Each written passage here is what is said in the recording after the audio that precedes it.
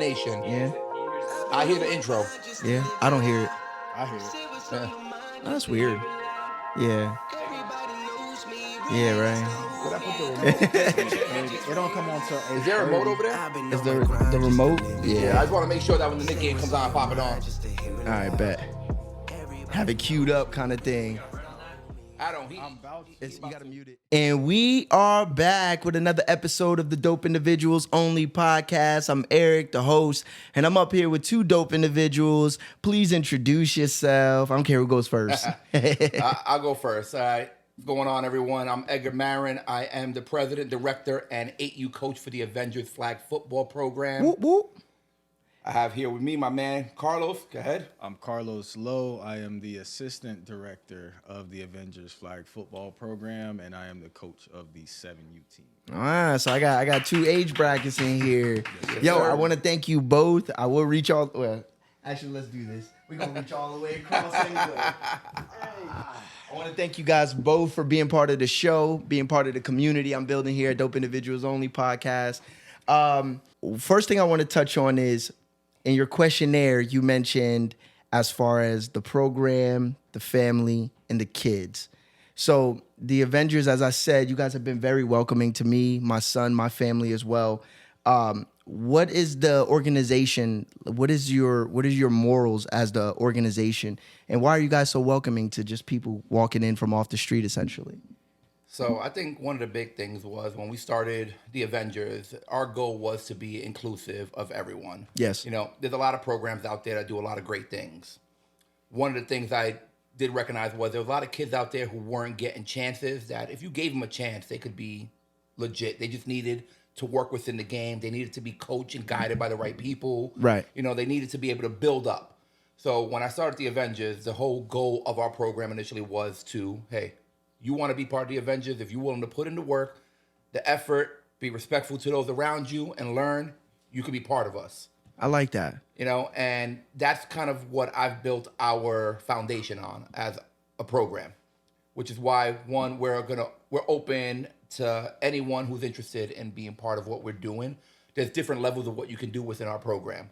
I've started to notice a lot of other programs are starting to take kind of a very similar philosophy and having multiple teams at multiple age levels to be able to support those that are still learning the game while you have those that are just studs and should be playing in a class of their own. So, that's a fact because especially at your age group and younger, you can see some of these kids are a little bit further ahead of the curve than others. But all these kids get to play. All these kids participate in practice. You guys are putting them in spots to see where they fit better and things like that. So I've definitely seen that myself. And as far as you know what I'm saying, what do you bring to the organization as far as being the assistant coordinator, correct? Yes. And the morals that you guys stand on as an organization. Yeah. So from my point of view, I'm 100% behind what Ed says. Right. Me personally, I'm down to help anybody. Right. I'm truly about the community, not just the community where we are, but the entire Lehigh Valley community, right? So there's a whole lot of kids here too. A lot of kids with a lot of talent. Facts. So I'm the type of person where I want to see all of these kids succeed and reach their full potential. So whatever I can do to help them reach that potential, I'm willing to do it. I'm in a good spot where I'm at. Luckily, Ed, trusted me enough to make me an assistant director. I really handle. The biggest thing that I handle organization-wide would be like the speed and agility, right? So I'm a certified speed and agility specialist. Oh, so, shit. I didn't know that. Yeah, I don't really. I seen you when we showed up to like the off-season program. I seen you running the show pretty much, getting the kids into the drills and things like that. Yeah. That's dope. Where'd you get certified to do that at? IYCA. Okay. So the International Youth Certification. Oh, that's fire. And then last year you also did that USA football certification last year as well. I started small with just a speed and agility certification through USA Football, where it's a lot smaller scale, right? You can just watch a couple videos, answer a couple questions, you can get certified. But at this point, I got the big boy, the big time. Yeah. So, I mean, and you help run an organization. How many kids are in total are part of the Avengers organization? So right now, we're roughly about between 70 and 80 kids. That's a lot of damn kids. It's That's a lot of kids right now in the program, especially considering our start was with 4 kids. Yeah. You know, I started with 4 kids, my core 4, and I signed up for a tournament in my head thinking there's no problem getting 1 more kid, 2 more kids. And the week before that tournament, I still had 4 kids. Wow. I was begging everyone that I knew, like, hey, like, can your son play football? Please, yeah. And then fortunately, like that week, two previous players of mine that played for me during rec league, parents reached out and said, hey, schedules work out, they can go. And we ended up taking 6 kids to that first tournament. But just getting your foot in the door is pretty much, it starts a chain reaction after that. Oh yeah, it was one of those things where after that tournament, we had fun. And that was the goal for that first tournament, have fun. Yeah, get your feet wet. A lot of us hadn't done travel. Like myself and my son had done it for a couple of tournaments with another program. Really liked the vibe of travel, but just didn't like what was going on from the coaching standpoint with that program and decided that this wasn't a good fit for us. Yeah. You know, I went home and the funny part was I spoke with Will at that tournament. Thought about shout out to Will, man. Thought about bringing Grayson over to Wolfpack. I spoke with Millie a little bit at that tournament. So I was kind of weighing like, should I look to bring my son to a different program? And halfway through it, I'm like, I love doing this. Yeah. Like, why won't I just start my own program? Like, I got a good following at that point from rec league. I had some families that were willing to, if I went somewhere, they were willing to go. Right. So I was like, why don't I talk to a couple of them? So the loyalty was there. So wait, you started Avengers? You started this? I started Avengers. Holy Everything started shit. with me. I didn't know that. Yeah. I didn't know that. Started in my living room, and the reason why we are the Avengers is because I was watching the Avengers when I came up with the idea to start the program. So when you go out there for this first tournament, do you think it can grow to where it is today? No, not at all. No. I'm thinking we're gonna do a couple tournaments, have some fun.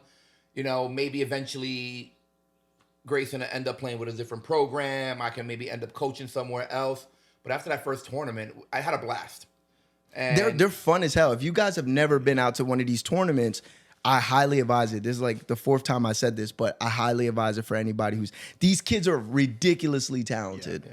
Ridiculously talented. I think what sold it for me was seeing the smiles on his kids' faces. After we lost our playoff game, I'm expecting tears, frustration, and every kid had a big smile on their face. And just happy to be here. And it told me like, hey, we got something here. Yeah. Can we build off of this? Yeah. And that's kind of what we got run out. I got home that afternoon after the tournament and sat down and instantly started messaging everyone I knew, like, hey, is your kid interested in travel flag? Come be a part of this. Come be a part of this. We got something good here. I think we got some good families. When does it get to the point where you have to start delegating responsibilities, going out and finding an assistant coordinator, team moms, and things like we there now. That point it's past now. last season. Okay. Yeah, we here. I realized last season that I was biting off more than I could chew. Yeah. And I still continue to do it because it's not to say I'm a control freak, but you know, I have a vision and I have a vision and I want to make sure anybody that's involved with me has the same vision. Yeah. Prior to this, I had brought on another assistant director and it didn't work out. You know, he's still a good friend of mine, love the dude, but the situation just didn't work out for us. At that point, I kind of pulled the reins back and was like, I don't know if I want to trust my baby with anyone. The Avengers is like, to me, the Avengers is my baby. Like I planted the seed. That makes a lot of sense. It. Like I don't know if I trust it with just anyone. So as the season went on, I started getting more and more comfortable with different coaches. Dan Kelly, who plays for your son. Shout out to Dan. Who your son plays for. Yeah. He's one of my. He was my first assistant director. Okay. And Dan does a great job with keeping that family engagement involved. Like if there's a mayor of the Avengers, it's Dan Kelly. Like he's the president. He walking around shaking hands, kissing babies. He seems well loved. That's Dan, a great guy. And he knows how to dap people up too. Yeah. The first time I met Dan, I shook his hand like we were at a job interview. Yeah. And then the next time I seen him, he opens his arms up like this. I was like, oh, he's coming in for a dap. I was like, oh shit, okay. That's Dan. Dan got some flavor. Dan is the real life version of Frank the Tank from Old School. We say it all the time. One moment he's this mild-mannered guy, the next moment he's the life of the party. Yeah. But I brought him on and don't regret that in any way. He's been a tremendous asset to the program and helping that growth. But we also realized that we needed someone with more of an operational background. Yeah. That also had the same vision as what Dan and I had, because as we talked, we realized we had this vision. Yeah. And, Carlos came over one night and we were talking, and I've been bugging this guy to come coach for me from day one. He brought Tristan to a practice in rec league. I saw Tristan walking up, said hello to Tristan, walked right over to him and was like, yo, do you want to play travel ball? That's so Tristan that's your son. That's the one that the little short kid with he kind of got hair like me, and he could move his ass off. I remember, at the first time, I don't remember where we were, but I remember watching this kid play, and it just looks like he was moving at a different speed than everyone else. And I'm sitting there, I'm thinking to myself, like, how old did this fucking kid? Because he's shorter than everybody too at the time. And I'm just like, 2-3 years, this kid's gonna be unstoppable. And the only times I've ever, from the first tournament that I can remember seeing him, the only time he got his flag pulled was when he just did a little too much. Yeah. I was like, he's stopping himself. I was like, nobody out here. Yeah. I'd be like, you're doing too much. You're doing it to yourself. Other than that, nobody else can get a hand on this kid. It was like watching Nelly come to the field for the first time in the longest yard. I remember when that's how it looked. He came to that first practice, and Carlos told me he's just getting started. But I could tell he's just getting started. Little man showed up in cleat spats. He showed up decked out like I'm he's like, the only one with shit. spatted cleat. Yeah, and they look legit. I told Carlos we had a tournament, and I'm like, he may not be ready for it, but maybe you guys want to come and check it out. And Carlos was like, he's not ready for it, but we do want to come check it out. And they came and they played in the first Scott Moog MetLife tournament. Tristan didn't get much burn that tournament. And I thought after that tournament, I was like, I turned him off because he didn't get much burn. But when I went to talk to him, he goes, he shouldn't have gotten much burn. Yeah, he's learning. That's a very, very uncommon thing to hear. Yeah. Typically when you, especially in travel, when you got to drive out hour, 2 hours, sometimes we even got to stay overnight places, and your son don't get to play, you got parents like, I just paid all this money for this and this and that, and my son played 5 plays. Yeah. Why was that your approach the first time where you're like, I'm cool with it, I understand? So in my opinion, you got to be realistic, right? And I think I have a very unbiased opinion of talent and skill level, just because of the level of football that I played at and how I grew up and all that, right? Okay. So yeah, granted, rec ball, right? He got the ball, first play of the game. Scored. Got the ball one more time that game. Scored again. 5 years old, right? I knew he was good. I'm telling you, this kid's ridiculous. You know I knew he was good. But to go out and play in a 6U tournament at the travel level, you're not ready for that. It's a different world. Yeah. It's way different. And it was rare to see a parent that was willing to say he wasn't ready. Like, I was taken back by that. And I gained a whole new level of respect for Carlos at that moment, because he said to me flat out, like, nah, you good. And not only that, as a coach too, it kind of takes the pressure off, because you also sometimes as coaches, you're like, I want these parents to not only feel like they're getting their money's worth, but I want these kids to feel like this is worth their time as well. Yeah. So it kind of takes the pressure off. It's like, I got to make sure he plays. I got to get him in the spot. Because not everybody, like you said, not everybody's prepared for the moment. Correct. Yeah. So when did it change? When did you know, like, all right, this kid's ready? Because it couldn't have been that damn long. I promise you. Think he's ready. It wasn't. This kid is ready, but he still gets on him like he ain't ready. I'm just hard on him, man, because I know his potential and I know what he can be. So I'm always gonna be harder on him than anybody else. Yeah. That's being dad. Yeah, that's being dad. We were talking about that earlier. Yeah, we're gonna get into it a little bit because we got 3 coaches here that all coach their sons at some point. Maybe even currently. So that's definitely something I want to get into. Let's do it now. Right now, he's coaching Tristan at his level. I'm coaching Grayson at my level. Yeah. And like you were saying earlier to me, a lot of times, and he does the same thing a lot of times, when he's by the sideline and he sees me and Grayson going at it, he'll step right in. Yeah. Ed, I got this. Yeah. And I'll never forget, we played last year in the Scott Moog Summer Sizzle. First game, we lose the first game. Shout out to Skamoog. It's Skamoog, yeah. They've John and Scott Moog, they've done a great thing with what they're putting together. All the organizations have from a flag football standpoint, but one of the first ones I ever got involved with was them, because I knew John from the adult level, and he and I kind of connected and would always chop it up. And we actually ran a couple tournaments together early on in that's fire. In that. So you've been doing this shit for a while, man. I've been involved in the flag football game since I was like 23 years old. I'm 44 now. So Yeah, I've been doing it for a you got while. some time in. Yeah. Back when there was a 4-team league in the Poconos called PFFL, which was what I never even heard of that shit. So it was Tyco Sports, and then it turned to PFFL, and that eventually became the XFFL. Oh, that's fire. So, Shout out to my man D at the XFFL, man, running things over there. So I've been involved with this for a while, and we went to that tournament, and I was coaching. Carlos jumped on the sideline with me. First time he ever had his son move up to 7U. My son was still playing 7U, and my son did something in the game that I really did not approve of. One thing I don't like is that play with pride and play with dignity. Yeah. And my son did something that I wasn't happy with, and I went to go off on him, and Carlos stopped me and said, "I got it." And he spoke with him. Why do you feel like that's necessary to kind of like, all right, let me step in here and let me take the reins on this one? Because it's always hard, right? When it's father son, right? And for a kid to be that young, it's kind of hard for them to separate that, whether you're on the field or off the field. Right? Yeah. So if I'm coming to you and you only know me as coach, that in my opinion, that's way different. Yeah. That's way different. Yeah. So, and I'm that type of person, anyways. Again, going back to what I said in the beginning, I'm all about the kids, right? I'm all about the youth. I want you to reach your full potential. So I feel like I know how to connect with a lot of different kids from a lot of different backgrounds, again, just from how I grew up. So I'm always happy to take on that role. That's nice. No. I like that. And it was really appreciative because, yes, as he said, they're kids. Yeah. As a coach and as his dad, I forget sometimes he's a child. He's 8 at the time. He's 7 years old. Yeah, and the last thing we want to do is destroy them. Yeah. Over things that are coachable. And with time, we can coach them out of these things. Yeah, and whatever he said to that kid, It clicked. it clicked because Grayson played the best tournament of his life after that. He balled. He won MVP. We won the championship, and it was like, and I had never to that point seen my son play the game the way he played it, and it was wild. And whatever Carlos said to him just That's dope. clicked. So do you kind of give like your assistant coaches that same opportunity or respect?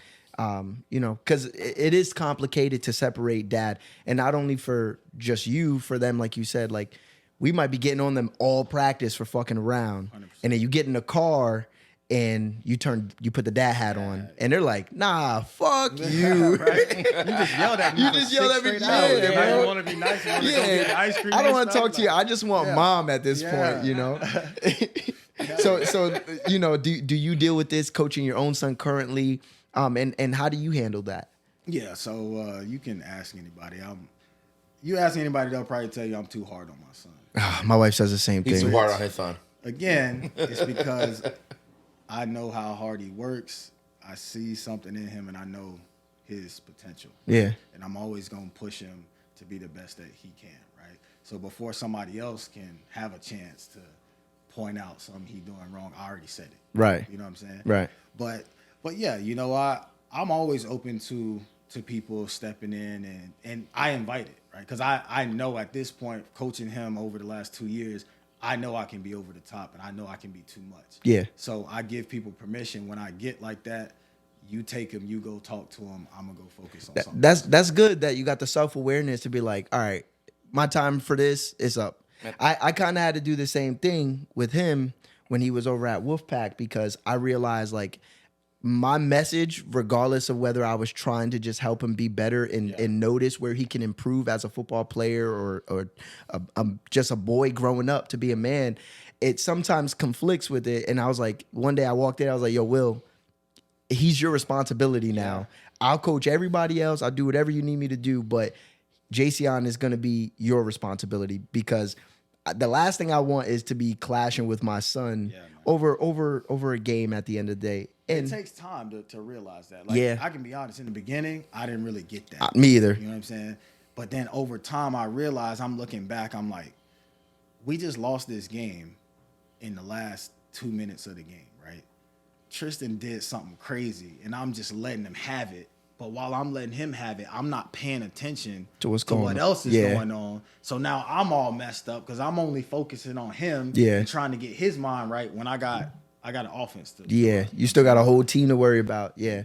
It definitely gets complicated. For anybody who's never coached your kids, it's definitely a tall task. But there is a lot of joy that comes from it too, of just being there and being part of their development. And then when something clicks, you know what I'm saying? Like, have you guys ever cried? Like, because you're just like, God damn, he got it. It'd be like that. Yo. It do be like that. I I don't mean to put you on the spot. Nah, the other night I'd have been there. I was sitting here on the couch and I was watching video. I just was in one of my moods and I was watching video of my son from when he first started at 4. It's something so ball. pure about And that I age. start watching video after video after video, and I see the growth and I see the progression. And then I watch video of him from a few weeks ago, and literally I find myself with tears in my eyes because I'm like so proud of him. Yeah. Like this kid is out there doing things, and we say it all the time. We got these kids, your son, my son. They're all doing things at an age that we would have never Not been able even to close. do half this shit. I couldn't hold a candle to this kid at 8, Hell 9 years no. old. I tell Grace and I all was the and I time. was good. I but thought I was real good. Question for all of y'all. Yes. So have y'all had that growing up? what? Do exactly what he's talking about? Like, Did I have that growing up? yeah, having someone watch. Not at all. No, not even Not at close. all. Educate you and Nah. for you.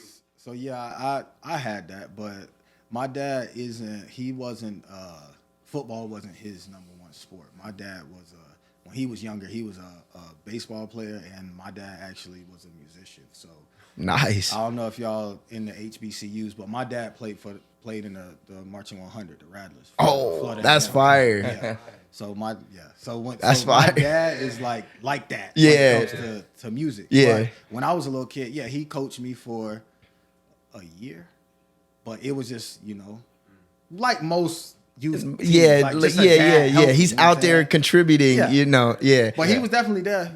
He never missed a game. He was there to support, but he wasn't a coach. It's not like how like we get into it. Yeah. And that's the other thing too. Like I realized that I had these conversations with my wife, and it was like essentially I had to give myself a little bit of grace too, because just as it's his first time going through a lot of these things, it's my first time doing it. Yeah. And nobody laid the blueprint for us. No. You know what I mean? So like even in that, we got to kind of be like, all right, let me. And it's crazy. My love for coaching comes from my desire to give my son what I didn't have. Yeah. It's that simple. Yeah. My goal and my love for coaching is because I want him to To- always know that dad is there to support him. Yep. Look over the sideline and see dad there. Yep. It's never about, that you hear this term a lot in youth sports, daddy ball. Everyone knows I'll be the first to kick my little ass off the field. It's never daddy ball with He will me, kick but- Grayson off the field. You know what? Get over here. But with that said, I grew up in an environment where I took myself to my games.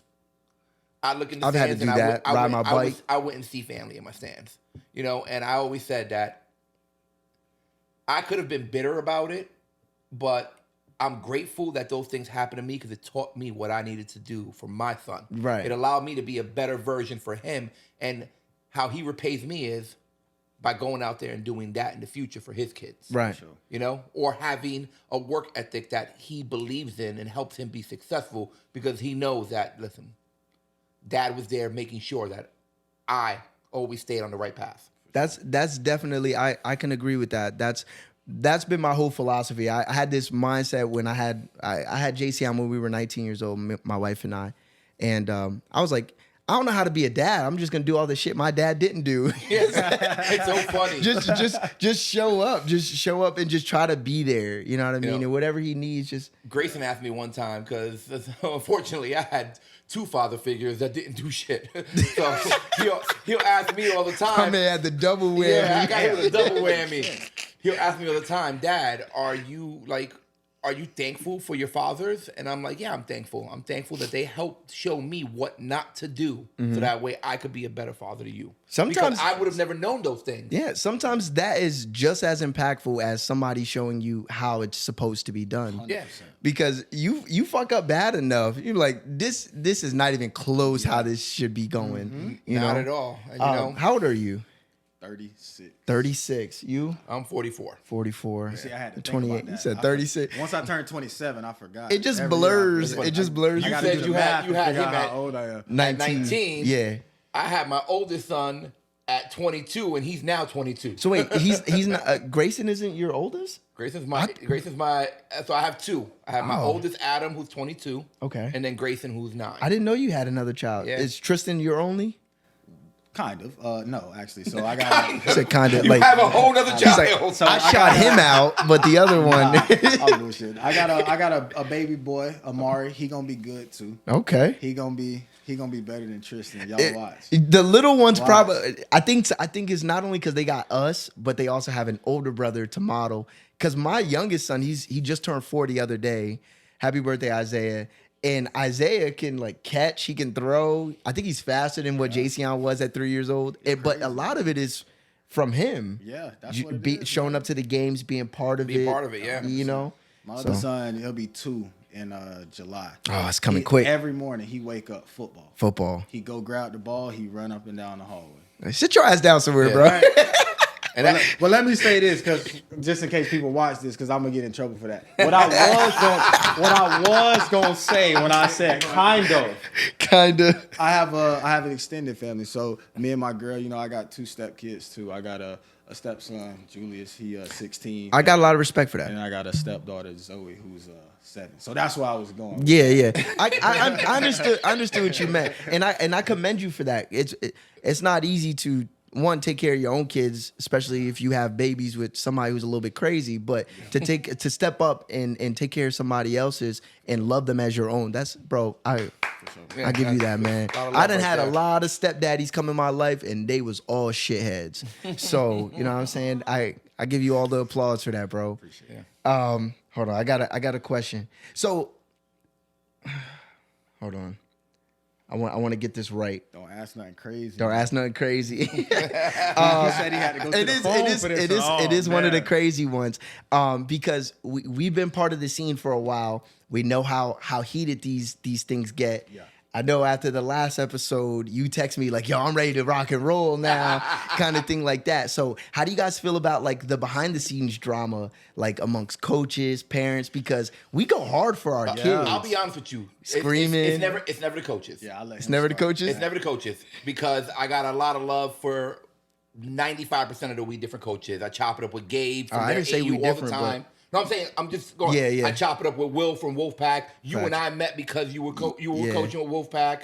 I talked to Millie. I talked to all of them. It's never the coaches. I'll be honest with you. I don't have beef with the coaches. I see them on the field.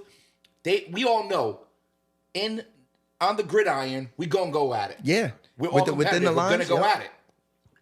Once we walk off that field, first thing is it's all love. We dap each other up, we chop it up for a minute, and we move on. A lot of the drama behind the scenes involves the parents, and it involves whether they feel certain ways about other individuals. Like, at the end of the day, it should be all 610 love. We all from the Valley. We definitely. It should all be love. I love going out to tournaments. Couple back in the first tournament of the year we played in Delaware. The Final 4 in Delaware were all Valley teams. It was We Different Mafia. It was my 10U. It was the Academy, and it was Wolfpack's 9U. So we go to a tournament in Delaware, and we're playing teams from we're all representing Maryland, from Virginia, from Connecticut, and the top 4 teams at the 10U division are all from the Valley. It's all love, bro. And not only from the Valley too. We're talking about like a 5-mile radius. Our kids go to school together. It's nuts. Yeah. It's crazy. It's almost a good problem to have. Yeah, it is. There's been times where we walk off the field or like Jay is walking off the field. He's like, "Yo, bring it back home to the Valley," or I'm saying the same thing to him because at the end of the day, like we are representing Pennsylvania. We are representing Little Old, Allentown, Lehigh Valley, Bethlehem areas, Macungie area. You know what I'm saying? When I'm walking around a tournament and I see Wolfpack on the field, if they're not against the Avengers, I hope the Wolfpack wins. Yeah. If I see We Different on the field, again, if they're not against the Avengers, I hope they win. Yeah. It's about the kids. A lot of these kids, like you said, they go to school together. Yeah. My son play other sports. Yeah. My son and Owen Robinson from We Different's 8U team. Big shout out to Owen and Gabe. Yeah, big shout out. That kid is an absolute guy, beast. And they're doing a good thing with that. He's going to be a monster. What's his nickname? What is it? Is like Baby Ramsey or Little Ramsey or some shit like that? All I know is the kid is a monster out there. Just don't throw the ball on that side of the field, bro. It's a waste of time. him and my son, they're in class together. Oh, that's they cool. play in the playground together every day.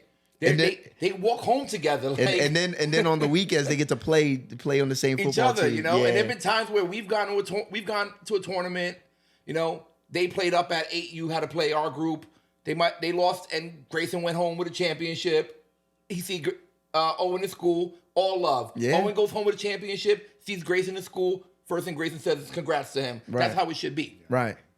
I know some of the times like we deal with like the rowdy parents. Like to me it comes off as like kind of like vicariously living through the kids. 100%. Like we can be passionate, we can be supportive, but there's been times like I see them screaming on refs about calls and things like that, and I'm like, and I always had this thing where it's like, yo, we're gonna steal the joy from these boys by us being too invested in it. Like I think there's a level that there's being supportive, being a fan, and then just going over the line. Yeah, and I agree with you on that. And I've seen that too. I've seen like police have to pull up and things like that. Is there anything that you guys want to say, like from the coaching standpoint and the outside looking in, speaking to the parents that show up to these events in support of their children or whoever they're there to support, as far as like conducting yourself? Because there's been times where we get in the car and he'll go, "Why was she acting like that?" Yeah. And now I got to go out and I got to explain to my son somebody else's behavior. You know what I mean? Like, you know, as parents, I think we all want our kids to be the best that they can be in every aspect of their life. But the role models that are directly in front of them are us. Yeah.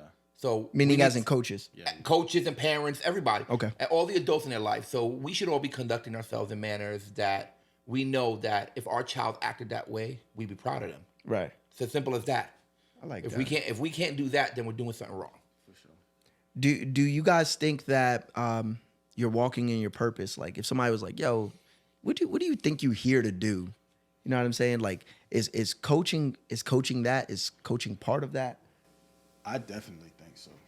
Yeah. I definitely think so. Right. Move the mic just a little bit closer for me. I there think you so go. for sure, right? Because let me be politically correct. It's a lot of weird stuff going on in the world nowadays, right? So I think it's very important to make sure we stay close to the kids, but not only the kids, especially the young men, right? Mm-hmm. And some of these kids, they don't have father figures, you know what I'm saying? Some kids don't have the same opportunities as other kids do, right? So I think it's important to make sure that we connect with these kids and, you know, not only teach them the game of football, but me, if you play for me, I'm not only teaching you football, I'm gonna teach you respect, you know what I'm saying? I'm gonna teach you how to conduct yourself, you know? I'm gonna teach you effort, work ethic. Fucking right. All of those things that are gonna develop you into not only a good football player, but a good, positive young man. Yeah, you know? I like that.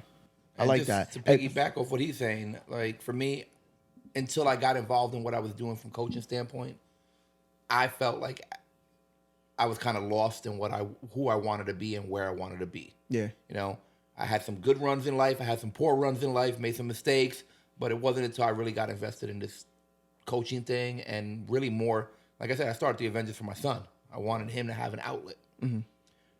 That was like my inspiration with my son and what I wanted for him because I saw he took a passion to a game that I loved. Yeah. But as I began coaching other people's kids, and you know, like I coach your son for rec league right now, it for me is I feel like it's my calling. Like I love being out there helping guide these young kids, helping them understand what there's going on. And like Carlos said, it's not just about being on the field. Mm-hmm. It's about conducting themselves off the field. Yeah. How are you treating your siblings? How are you treating your parents? How are you treating just the general public? How do you want to be viewed as a young man?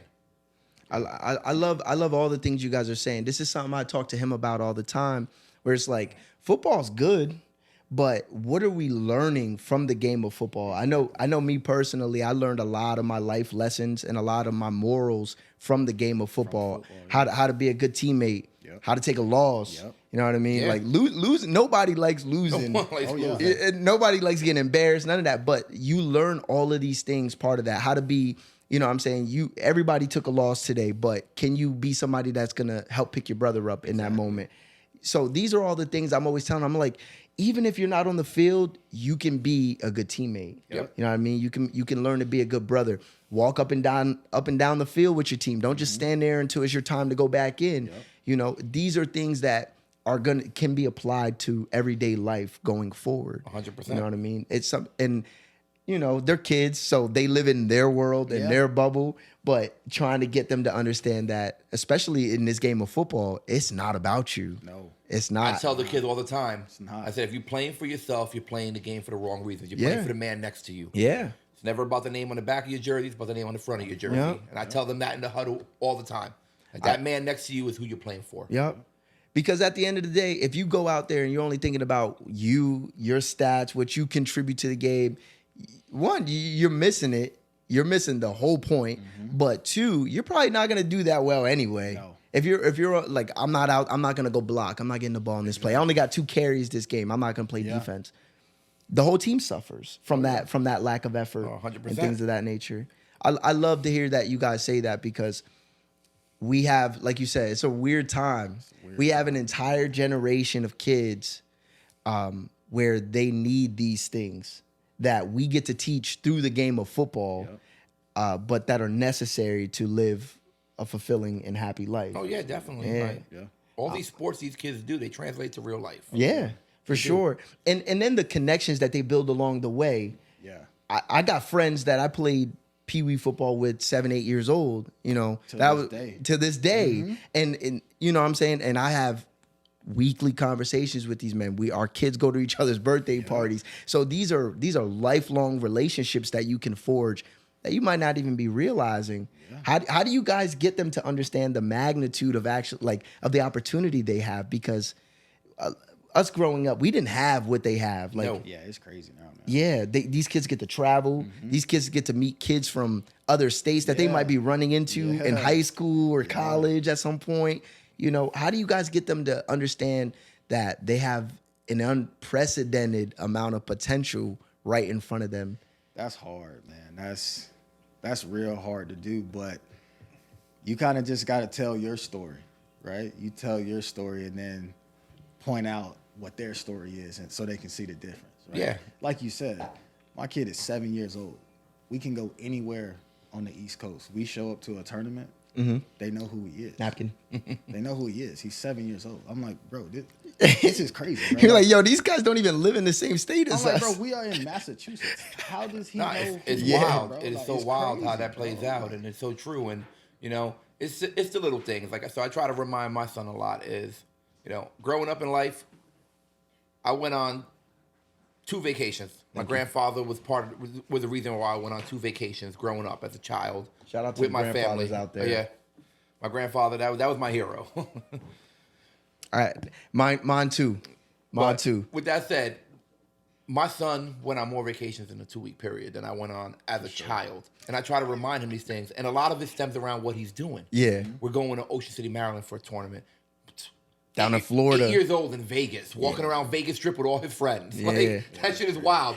My first time in Vegas was with those 8-year-olds. I still have never been to Vegas. Shit was wild. Yeah. Walking around the Vegas Strip, just enjoying things. I'm like, this is a beautiful life. Yeah. Beautiful way to be. And I was like, but it's because of the efforts that you guys are putting in. If we're not putting in the effort, we're not winning tournaments. We're not getting these opportunities. We're just another team who just goes to the random local tournaments, and it is what it is. Yeah. Because you guys are working hard. You're grinding it out. When Carlos has speed and agility, I have 45 kids in the park doing speed and agility with him, which what most people don't realize is, like he said before, these are things that he does just out of the kindness of his heart. Yeah. Hey, I want to set up a speed and agility for these kids.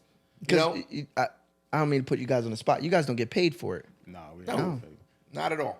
I have my own speed and agility that I do That he on the does. side. Yeah. Yeah. If it's But he does Shout a lot it of- out. Shout it know? out for the people. I don't even have no name for it. We No, gotta- not we yet. gotta- I'm making He you said- a logo. I'm getting He you a said logo. we I'm should. setting Yeah, you we up. gotta get this going. official, It's man. crazy how it started, man. Like, so I mean, I played college football. I played D1 football. Where you play at? I played at Lafayette. Oh, okay. Started 3 years. That's at how he DB. ended up in PA from Florida. I'm from Florida. Okay, so you're Born not. and raised from Florida. I came up here in 2006 to go to college.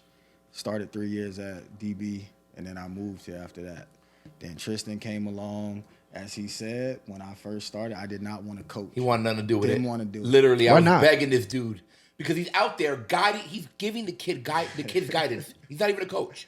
He's on the sidelines giving the kids guidance. And I'm like, dude, why you don't want to do it? Right. So if I do it, I got to do it my way. I'm gonna be all in. Yeah. You know what I'm saying? And at that time, my schedule didn't really allow me to do really what I wanted to do. But people saw like, look at whose dad is that? Like, Yeah. this kid, who is his dad? He didn't get that And then good for no reason. They saw me training him. Like some days, like they'll come out there and I'll just be with him one-on-one. We doing speed and agility. And I got that background just from, I was blessed growing up. I went to a really big high school, so I had really good coaches. A lot of NFL prospects came from my school. Then I went to college. So you had a lot more resources. I'm from Sarasota, Florida. Sarasota. The only thing I know about Sarasota is when the Twin Towers failed. That's where George Bush He was was. down the street from my house. Bro. Really? 2 minutes away Crazy. from my house. He was reading the Yeah. book. Yeah, I can walk to that school from my mama's house. Holy shit. Yeah, bro. That's crazy. Yeah. And you Florida boys like the ball. Yeah, man. That's why like this tournament stuff is crazy. Yeah. But it's like I'm used to being around really good football players. Yeah. Like, that's just what it is. We don't really play basketball. I do got a question for you because everybody in this room like football. What state produced the best football players? Come on, nah. It's definitely it's Florida. You think Florida?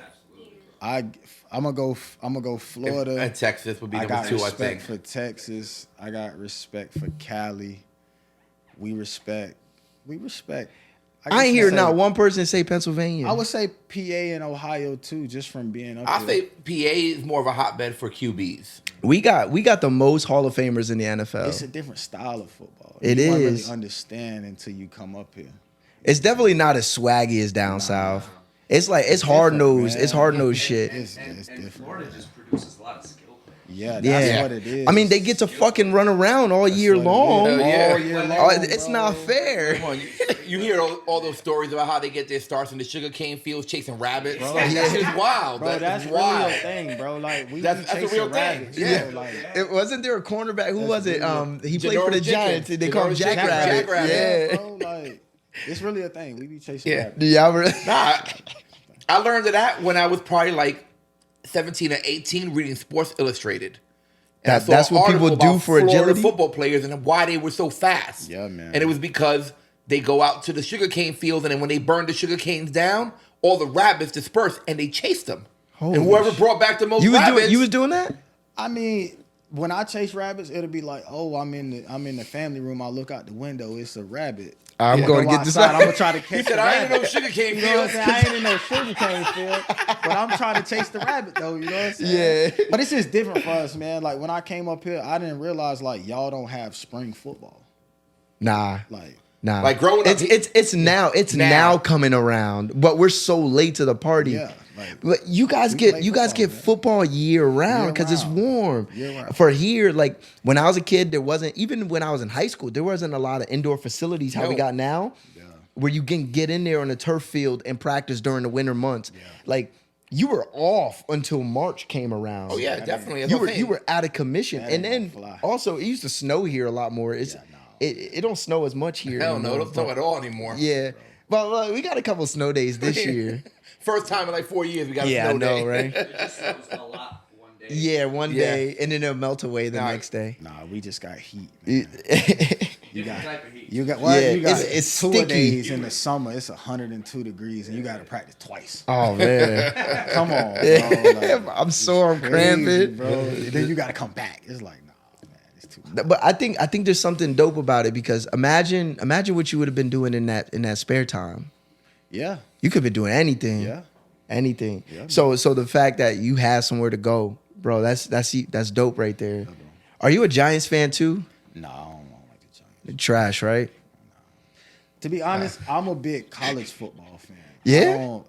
You want I'm to do a, NFL? NFL, I'm a Cowboys fan. Oh my God! I got It's two of how the I worst grew people. up like that, man. I grew up in that era. You know from what I'm saying? Florida though. I grew up in that era. My mom was a big Cowboys fan.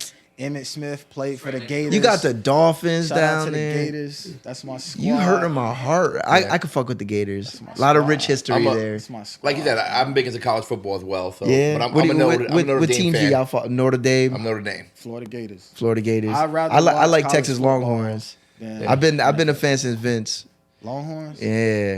Man, 96 Gators. 96. Best college football team ever. 96. Who's on that? Who's on that squad? That's like your Fred Taylor's. Your, Oh, wow. Your, Oh, he's taking it back. He went into the Fred archives in Taylor. Jacquez 96. Green, Jacquez Riddell Green. Anthony. I don't even know those last two names. Receivers for that. receivers. For I'm that gonna team, have to look it up. Look 96 them up. Gators. Dogs. Ike Hilliard was on that team too. Yeah. Who? Ike Hilliard, Yeah, man. another we was receiver. Stacked. Yeah. That's when we used to go at it every year, us in Florida State. Florida State, yeah. And whoever won is because the kicker missed. Missed Yeah. wide right. Yeah. Remember that? That Yeah. was back then. That was it. That was back in the day, man. Seminoles. The Seminoles are climbing back up the charts They too. trying For a to, while man. they were. Florida State sucked. Oh yeah, they were trash for a while. He said Florida State suck. That's all right. I've So been wait, an since ND you guys fan are college football fans, I don't mean to cut you off. Go ahead. Since you guys are college football fans, are you guys like excited for the new NCAA coming back? Oh hell yeah, I'm Oh, hyped. yeah. Yeah. 100%. I don't even own a video game system. I was gonna say y'all play one Xbox just or for not? it. Because we're trying to put together a dynasty. I don't know if you want to jump in it too, but we're trying to put together a dynasty for when it drops. I No, play. we're not gonna be on PC. Hopefully it's fucking crossplay. Everything else is If it's crossplay, that'd be crossplay. great because I don't know what It's system. not gonna be crossplay first of all, and it's probably just gonna be console. That would be stupid if it's not crossplay. You know how much money they can make on this They can make a lot, opportunity? man. They can make a I lot. They haven't could make a personally lot of owned a money. video game system in probably 20 years, and I'm about to buy one because that new new NCAA is coming The out. last time I played NCAA football, I was on the game. Really? That's the last time I Holy played. I shit. played with myself. Oh, that's dope. That's dope. That's fire. My man sounds like. All right. All right, I do gotta ask because I never sat in a room with somebody in a video game. What was your overall? My overall rating? I think back then. Don't lie. I'ma look I it ain't up. gonna lie. You can look it up, bro. This too, yeah. He said like was- 06, 07, right? So by the time they put the 1AA schools on, it was going into my senior year. Okay. What year is that? I'm 09. 09, because I graduated. So it would be in 10. NCAA It's like 10 or 9? 08. I think it would be 08. It will probably be 08. Yeah. Bro, I was in the 90s. I can tell you that. I can tell you that. My speed was in the 90s too. Look at that. You still fast? I can. Hey, look, I'm old, but if I train for a 36 little is bit, not old. man. It was funny. Whenever he does speed and agility and he starts like showing the kids what to do, Yeah. they're all in awe of how quick he's moving, how Yeah. high he's jumping. He's like, that ain't nothing. I'm like, if that ain't nothing, I don't want to know what something is. Going into my senior year, I ran a 4.4 flat electric. Holy shit. Fastest 40 I've ever run was a 4.59. That was the fastest. That's 40. fast though. It is fast, and most guys that like go pro run like a 4.5. I mean, you get these freaks today, but like the average player is gonna run like about a 4.5, 4.6. That's like, fast. I ain't never do a 40 because It wasn't worth the time. Wasn't worth the time. A lot of the 40 is technique though, man. yeah, and how low you stay out of the gate. You know, we got 10 minutes. All right, I got all my. I only asked one question off the list, so we're gonna go rapid fire. I think I'm gonna start doing this from now on. Is just letting the conversation go and then just going rapid fire at the end. All right. So I asked that question. So in the questionnaire you talked about the relationships you build within coaching youth sports. I want you guys to talk a little bit about that. So what is it about the relationships that you guys, I guess, value most out of those relationships that you get an opportunity to create? With the other coaches or other players? From your question, you said youth sports and the relationships. So yeah, that can go. So let's yeah. let's start with the kids. I want to start with the kids because that's Yeah. why we do what we do. Yeah. So Like the relationships with the kids. for me, I feel like I've built tremendous relationships with so many of these young athletes. Like I told you the one time on the field, when they're on the field with me, they're my kid. Right. I'm gonna get on their ass the way I would my own son. I'm gonna praise them when they do well. And I can attest to that And too. I'm gonna pick them up, and I'm gonna make sure they stay level at the same time. Yeah. I love that opportunity to be able to build these relationships because, unfortunately, especially in the era that I grew up in, which is a little bit older than some of you guys, but even as you go through the 80s, 90s, early 2000s, a lot of these kids didn't have those positive relationships with the adults. Right. It was I'm the adult, you're the kid, you do what I say. Right, you there was follow no orders. there was no relationship. Yeah. And I think for me that's huge to me. And I got kids from his son at 7U all the way up to my 12 and 13U teams that I have these tremendous relationships with these kids. Like And you I don't walk even up really to them, coach them like that either. Yeah, and it's all love. They hugs and high fives and laughing, and it's just great to see that. It's just great to be part of that. From my perspective, it's going back to what I said before, man. I feel like I owe it to that younger generation to, teach them everything I can to make them the best young men possible, right? Again, whether that be football, education, respect, all of that, man. It's our job as men to give back to that younger generation and guide them through life, especially now. That's one aspect of it. Number two, normally in youth sports, right, people who coach youth sports are, like I said before, just a dad. Right? Yeah. I feel like I'm in a unique position of, doing everything that I did in my career, where I have a little bit more knowledge, right, than the average person when it comes to the game of football. And if you can share that with kids at a young age and instill that in them now, and they can grasp it, yeah. Because the amount of experience that you bring with playing football throughout your year, the strength and agility, and then having the college career you had, and it's also learning from my mistakes, right? Yeah, I can tell you now what to expect in the future because I've done it, right? Nice. What do you want? Yeah. What's your goal? Oh, you want to play college football? I did it. Do any of the kids ever come to you guys and do you guys have conversations like that with the kids? Like what is their long-term goal?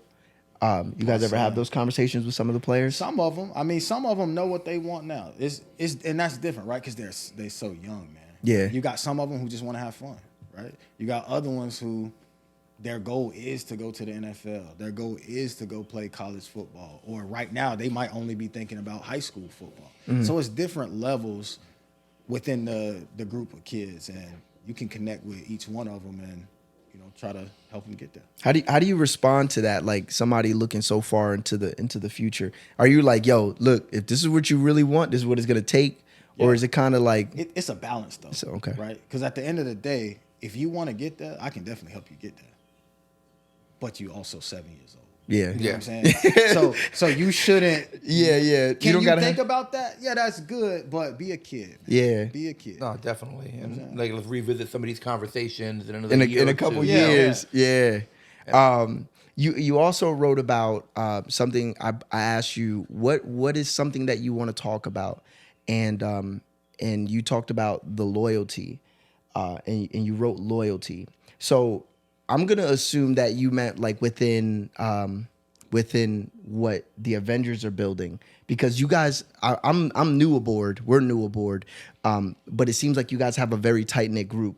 Yeah. And unlike some other programs, I don't really see too many of your players go out and compete on other teams for a tournament or two. Yeah. A lot of time, you guys have other players from other organizations come and compete with you guys for a couple of tournaments. Yeah. So in my perspective, that's what I was thinking you meant. So when you were referring to loyalty, what were you meaning? So it starts at the top, It starts with my coaches. I know that Carlos, Dan, Morgan, Kevin, Sal, they are loyal to what we're doing.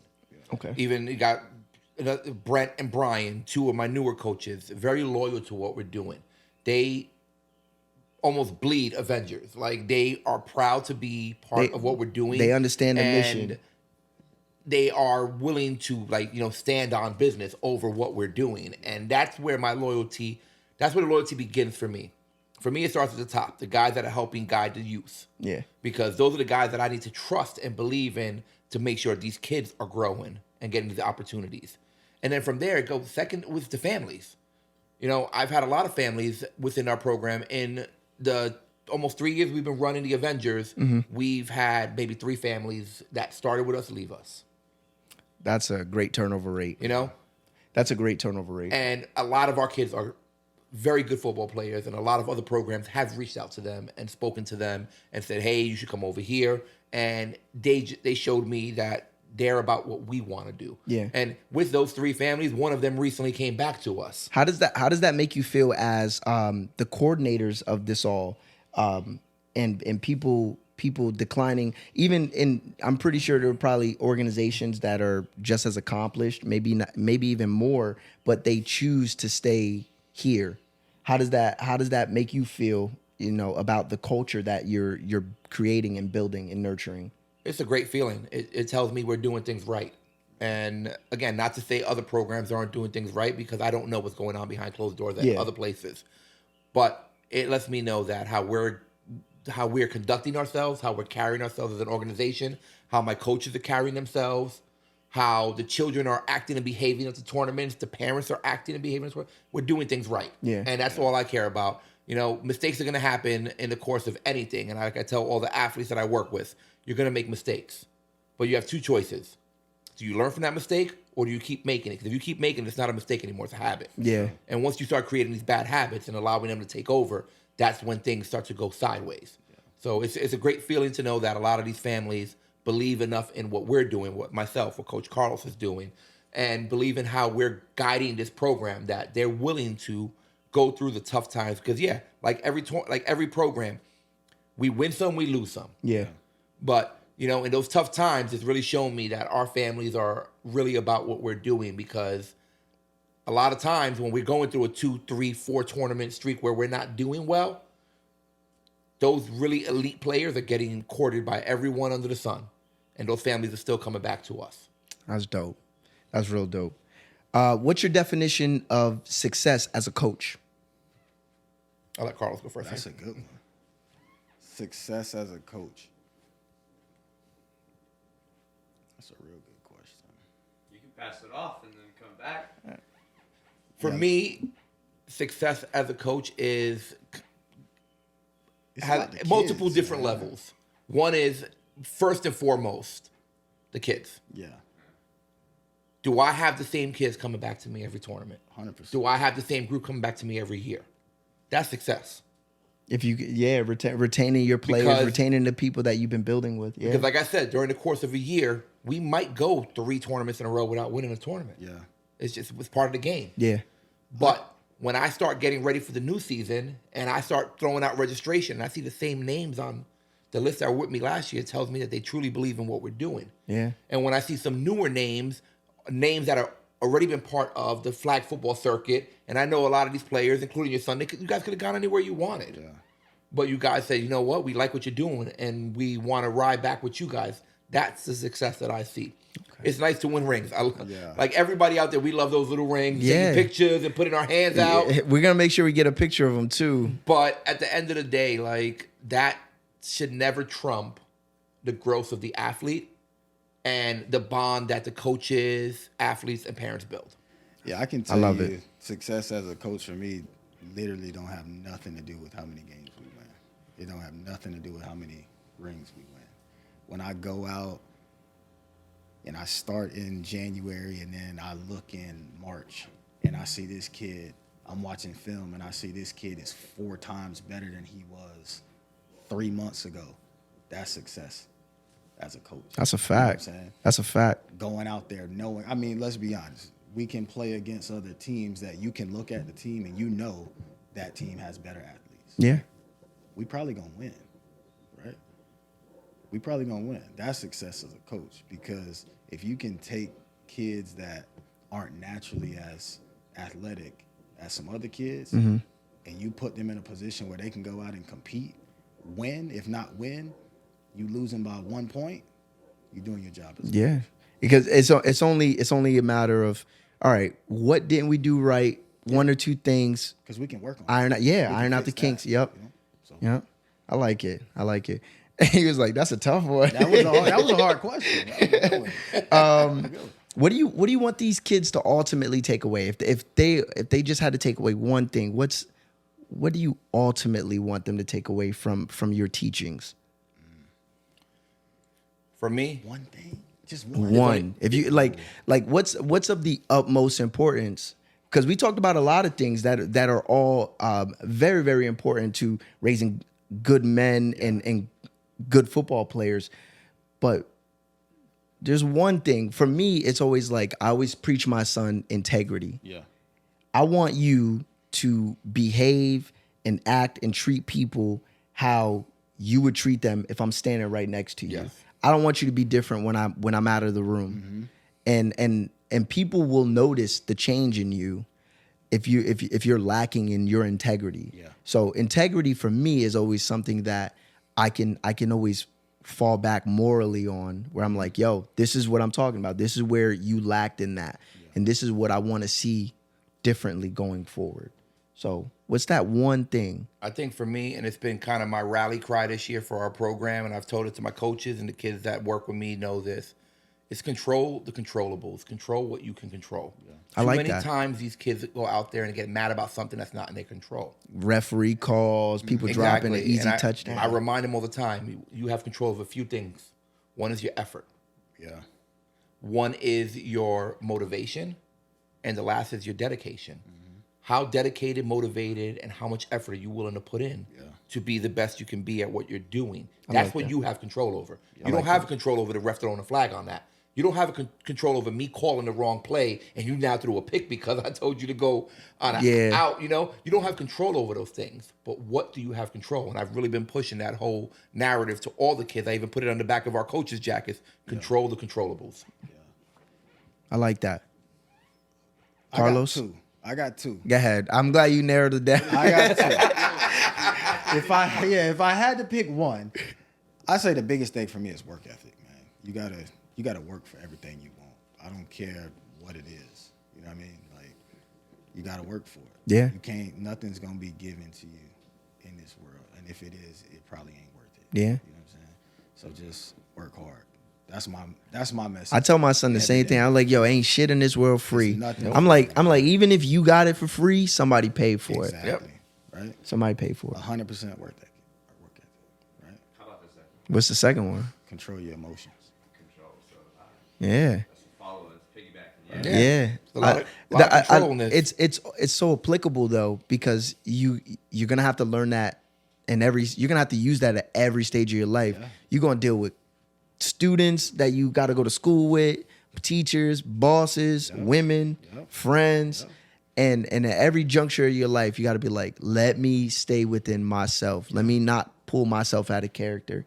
Let me control what I can control. Because that's how a lot of people get in trouble. Yeah, you make control bad their decisions emotions, like that. Yeah, Well, even as adults, we still do shit like that. Make bad decisions because Yeah. we allow others to get us out of character. yeah, You know, yeah. Yeah.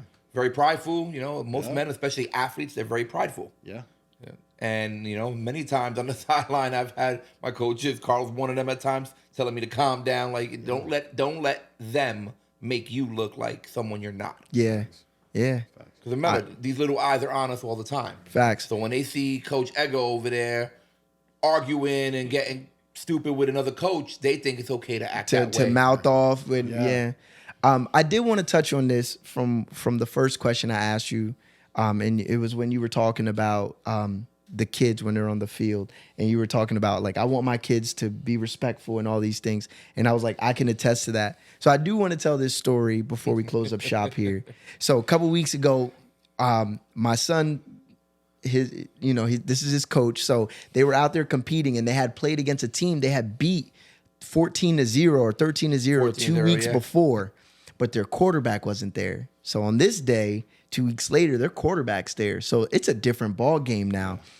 It seemed like nobody showed up to play but one child who doesn't always make the greatest appearances in games, but this kid came the ball. Yeah. And out of the what do you have, 8 players on the roster? I had 7 that day. 7 that day. So out of 7 players, only one kid really, really came to play where he was locked in all game. And my son just continued to shit the bed. He kept making the same mistake. He wasn't learning from it. But Edgar, I respect it because Jason had a coach that you make the same mistake a couple times, don't even worry about seeing the field anymore. Just get ready for the next time, the next game. Don't worry about this game. Move on to the next game because you're pretty much done here. Edgar kept throwing him out there. And even though he kept making the same mistake, he comes on the sideline, he coaches him up. So Jason continues to make the same mistake. And I'm talking to Jason while he's on the field. And I'm trying to tell him, stay on your feet. Because every time he blitzes and that ball starts to come out, he's jumping. Yeah. And I'm like, Jason. And I call him. And then we make this noise. It sounds like a kissing noise that we do for our kids. And they know, like, when you hear that noise, turn around. We're trying to get your attention. Yeah. So I do that. And he turns and he waves me off. Like, fuck out of here. I'm not sure. Did you call a timeout? Nah, I just yoked him off the field. I don't know what happened, but it was kind of like the game stopped for a second. And nobody seen it but me, Edgar, his mom, and Jason. It was a transition of getting the Okay, ball set. possession. Yeah, possession yeah, okay. changed, so we had a break. Yeah, and he waves me off, and I'm thinking me and Diana, his mom, is the only one who sees it. And Edgar's like, "Get off the field." He's like, "You don't disrespect your father like that." Yeah. And for the first time that he's been playing football since he's 5 years old, it was the first time that as a parent, I felt like he had a coach that was not going to let him slide For sure. on just anything, on anything, because just simply giving respect wasn't. This shit was absent in this moment, and he did not let it fly. So when he talks about he pulls his own son off the field, and he'll get on his own son, I've seen it, and he's done it for me. And I went to walk over to talk to Jayceon, and Jayceon walked to Edgar, and Edgar's getting in his ass. And I was like, hey, this was such a bittersweet feeling, because it was like the first moment upon coming to the Avengers where I was like, I knew you guys were good coaches, but he's getting more than just coaching. For sure.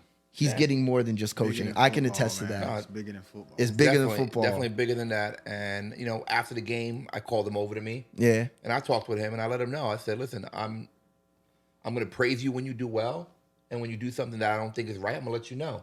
I'm going to treat you the same way I would treat my son." And I tell my parents this right off the gate.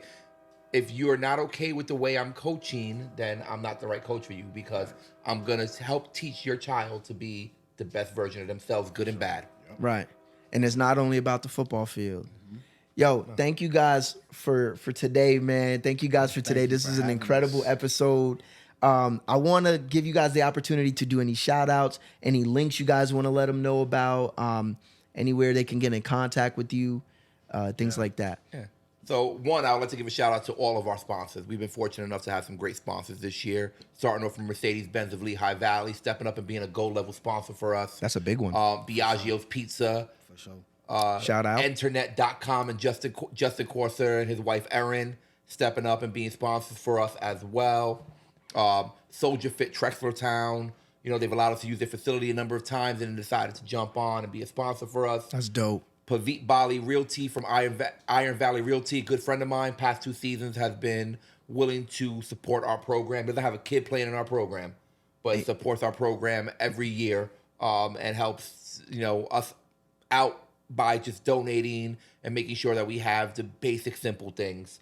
That's beautiful. Lastly, our partnership with Seismic Headgear. Fortunately, we were fortunate enough this year to develop a partnership with Seismic Headgear. Dope. This is where the white helmets that we the have. white helmets come. Those are fire. They're dope. 5-star rated, Virginia Tech rated, which is one of the highest ratings you can get. Great helmets, very flexible. So appreciate all those. I was just happy I didn't have to buy another one. I bought this guy a Zenith. What was it, like a year ago? Yeah, he lost that shit. I was like, yo, that's $80, bro. Sure. Yeah. I'm like, this guy don't understand the value of money yet. And then lastly, I do want to shout out John Scanlon and CRS Logistics. Okay. This program doesn't start without them. Shout out. First sponsor I ever had, bought our first uniforms for the first tournament, no hesitation. And have always been very supportive of everything we do. His son plays currently with my 8U team. But again, this program goes nowhere if they don't step up the way they did in the beginning. So I'm really appreciative of those things. That's beautiful. For sure. I got a couple things. Couple things. Number one, hey, if your kid needs speed and agility training, holla at me. Jayceon. Look me up on Instagram, Los941. Also, hey, follow my son if you want to see my work. This kid can move. Instagram T.Lowe, LOWE _next_up. That's T.Lowe _next_up. Only other thing I want to say,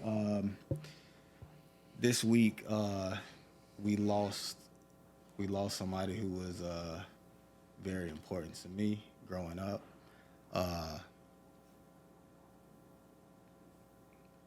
Mike Ford, you can look him up, man. He's a Florida football legend to this day, number 6 in rushing yards in the state of Florida.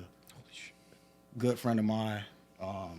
We lost him this week, so just shout out to him. My condolences, man. We're gonna do it big for you this weekend, my boy. Big facts. That's all I got now. All right. This weekend is a big weekend in the flag football world, one of the biggest competitions probably in the country. Yeah, at this point of the season, especially on the East Coast here. We got Beast of the East coming up in Conshohocken. If you guys are in the local area looking for some shit to do this weekend, this Saturday and Sunday, pop out, come and see these kids work. There's girls out there as well. You can come see the girls ball. These girls put in work. supremely talented. Come out, show love to these kids, man, because these are the same kids that you're going to be watching on your TV in the next 10 to 15 years playing professional ball and in your colleges. So, yeah, man, come out and check it out. Yeah. I want to thank everybody for watching. Thank you guys for listening. Thank you guys again for your time. Thank you guys for your presence and your words. Shout out to the Avengers. Shout out to all the flag football teams we named and all the organization leaders around the area putting on for the 610. And, man, shoot for the moon. If you miss, you're still amongst the stars. Peace. I've been on my grind just to live it out. Say what's on your mind just to hear it loud.